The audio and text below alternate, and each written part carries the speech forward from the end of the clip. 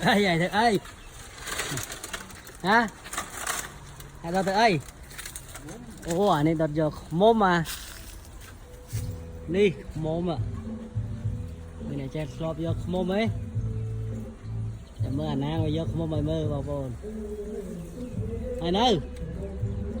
ai nhặt xe đạp đi anh kia xe đạp sẽ tốt là có đúng không lắc chơi gò nữa cái bông phơi che spray không ai mà đọt giờ mồm đi đấy xe thế đâu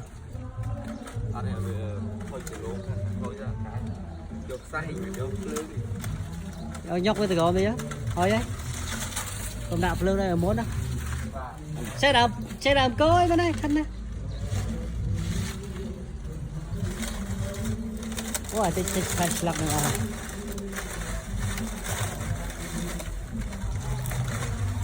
bà đấy nó làm sai mà nó là dù lụa tập làm sai vì nó là dù lụa tập má bà hả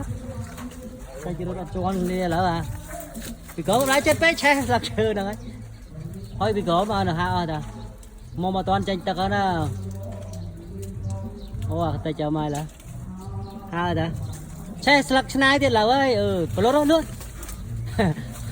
xe sạc này ở khát mồm gì là máu à trời mà xe ở đây có bãi xe với xe lạc này nè cô kìa chỗ phần này là giờ có mỗi bạn gì xe ở là hai nữa nó tên hả hỏi cặp mất đi mà ở là hả trời đi chơi tiếc ra đừng có mồm từ lò tiền tay đây anh mới bắt đây cặp á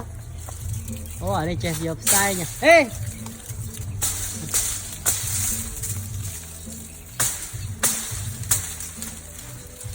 một bồn lại giờ mờ màu với màu à các bạn mấy trong màu đồ này là ai cặp mày nắng mấy bàn cặp này thôm flop không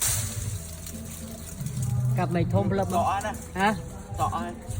trọ ba tiền đấy lẹ có môn ban đấy lắc tắc ấy